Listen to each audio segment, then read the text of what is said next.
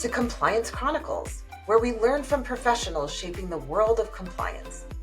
I'm your host, Lisa Thomas, outside Privacy and Compliance Counsel, an adjunct professor at Northwestern Law School, and a lifelong learner of organizational change. From personal journeys to hard-earned lessons, these are the chronicles that inspire and guide. Let's dive in. We're back with another conversation, this time with Katie Witt, who I've known for a long time and through two different jobs, two. And so Katie, I will let you introduce yourself and your role in your own words. Hi, I'm Katie Witt. I am the Director of Privacy at Arlo Technologies. We're a do-it-yourself camera and security system company. So working with consumers, working with businesses, all the fun with privacy. You have a very interesting journey, how you got to privacy and compliance. And so walk us through how you got into this space, because it is not like the norm, but it worked really well. My background is in internal audit. So I'm a CPA. I've done internal audit for a number of years. I had joined a company, started their internal audit department when they became public. And then from there, I had done internal audit for a number of years. So little by little, I was just learning more about the requirements and about the need. How can we be compliant, for these clients? Shortly thereafter, GDPR was formally adopted in the EU. That became the topic of conversation, not only within the organization I was working with, but frankly, all organizations everywhere. Companies were scrambling. What does this mean for their organization? This possibility, the scared a little bit about the possibility of the substantial fines, and frankly, how they'd comply. So, Lisa, as you said, I actually enjoy taking on things that kind of seem like a big challenge, breaking it down to make sense out of it, and then operationalizing the requirements. So this was just right up my alley. So I quickly latched on to the GDPR compliance challenge. And then I haven't looked back. I've been heavily involved in privacy ever since. So one of the things that I am always so impressed by you, Katie, is that you're methodical, but not slow. I think that's like the risk with being methodical, is that people can't get stuff done, and you get a lot of stuff done. And in my head, it's always been because of your audit background, but I don't know if that's really true or if it's just a special, specific, unique Katie thing. So if someone is listening to this and is right now in audit, what would be the things that you would suggest to them, the skills that you think really translated well over into privacy compliance from an audit background? I think it's a few things. First being when you are in audit, and specifically I was in internal audit too, you get to know the business. You need to know the business you're auditing, and I think slightly more than an external audit perspective, you can learn a little bit more about what's going on. You might get invited to some of those internal meetings that maybe you weren't invited to before. But you can then use the knowledge that you have kind of from the audit space, if you will, to say, how does this best apply to the business? It's kind of the idea of you can't introduce something that's going to create a lot of friction or is not going to work for the business. So understanding what the need is and how that can work with the business is really important. The translation, though, also with audit is risk. You really understand risk. And I think privacy is all about risk and risk acceptance and understanding what you maybe can accept and can't accept. I take very much to heart what you said about risk, because you're methodical, but you have to balance that with risk. And so not sort of getting stuck in this vortex of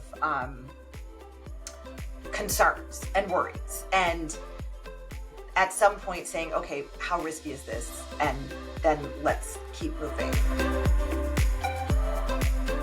Shifting gears, thinking about challenges. what were some of the challenges or difficulties that you faced along the way as you made that transition? And maybe even still as you are in this role? What I would say is learning. And so there's a lot of noise. And it's kind of trying to focus on okay, let me help my leaders understand what's noise, if you will, and like what they actually have to do and what they actually have to comply with. But I have to understand that myself in order to explain it in a and I'm not an attorney. Let me just say that, in a non-legal way. Because you are reading regulations and it can come off as legalese, if you will. So you need to just be able to talk to the business. And so I think that is one of the things that I find very interesting and challenging. New regulations come out and, I may get pinged, hey, what does this mean? What does this mean for us? It's so much information that I have to consume and understand how it impacts the business and be able to communicate that.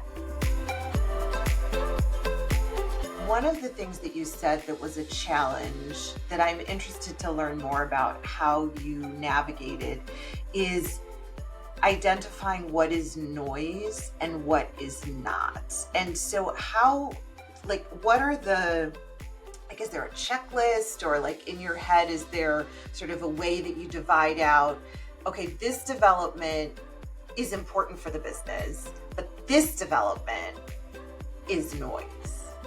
Some things may come out that are just worded differently, but it's asking you to do the same thing you're already doing. But that's where, you take it and you have to digest it. You have to see, how does this actually apply to us? How, is this just noise in the headlines? Or is this something that we truly need to look at?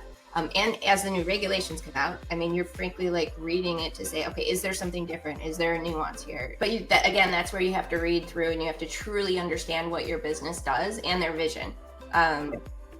Maybe it doesn't apply now, but maybe it's going to apply next year or the following year, right? So you sort of need to know what that operational plan looks like and maybe what products you're going to be introducing or changes within your business that maybe it might apply later. So you have to keep that in your head, but then you also have to think about, okay, when does it make sense to bring this up and to start working on it? Is it a big change or a small change? Moving to our last set of questions, but for some folks watching this that are getting into the space or who have been in this space for a long time and are looking for a little bit of encouragement, what, if it's distilled down or broader answer, some advice that you can share with others in this space as they're navigating their own compliance journeys? One thing that sometimes maybe I didn't do early on that I find now is just invaluable is building your network within your field. And then, of course, the building relationships at your company, like we talked about. But your network turns out to be huge for you. And then you also sort of know what each other are working on, or, kind of what's important, or who you can go to for what. I have different people in my network that I go to for different things, right? But they might tell you about a new tool that they're using that, maybe you haven't used yet, or a new way to approach a problem. And sometimes it's not even just asking about the problem, it's just general conversation sometimes, right? But they understand the same challenges that you're facing. Yeah. So the value is people understand where you're at. They can give you new ideas. They can spark ideas. You can co-create new solutions together. There's this theory called self-determination needs, where it's like, if these needs are met, we will feel more productive. We will feel more satisfied in our job. And one of the three is having community, having connections, relationships. So there you go. Katie, thank you very much for taking the time to have this conversation. It was wonderful, as always. I appreciate it. I hope you enjoyed this episode of Compliance Chronicles, where we look for guidance and inspiration from the personal journeys of compliance professionals.